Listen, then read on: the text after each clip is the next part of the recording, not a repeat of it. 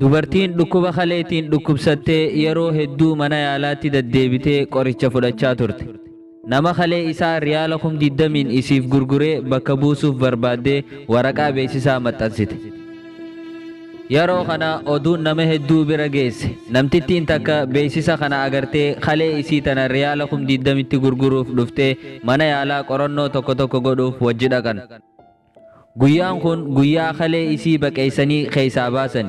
Osoo khalee irraa hin baasin dura dubartiin khalee barbaaddu tun kutaa intalti khalee isii gurguruuf deemtu tana ziyaaruuf itti seente.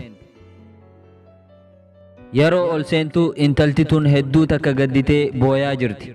Dubartiin tun ajaa'ibdee maaliif boocha?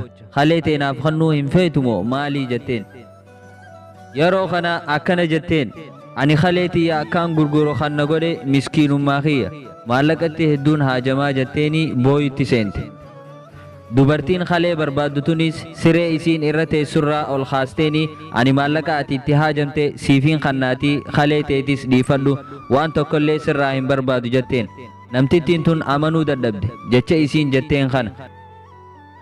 Fuulli isii yeruma tokkotti ifee gammachuun guutamtee hedduu isii galatoonfattee du'aa'ii gootee fi biraa kutte. Guyyaa muraasa booda dubartii khaleen dhukkubduun tun gara mana yaalaa hoggaa qorannoo tokko godhuuf dhufte doktoroonni waan ajaa'ibaa arkan. Khalee isii keessatti dhukkuba tokkollee hin agarre. Rabbiin subhaanahu wa ta'aalaa dandeettii isaatiin fayyiseen. Namni rakkoo tokko namarraa fure Rabbiin addunyaa fi akhiratti illee rakkoo isaa irraa fura. الذين ينفقون أموالهم في سبيل الله ثم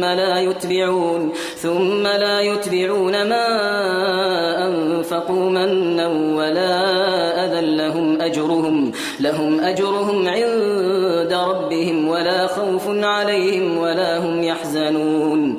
السلام عليكم ورحمة الله وبركاته. خبجمتوتا هردفتوتا چاينا لودانشن warreen chaanala kanaaf haaree taatan YouTube irratti chaanala keenya Odaanechin subscribe nuuf godhaa akkasuma Facebook irrattis peejii keenya Odaanechin like nuuf godhaa.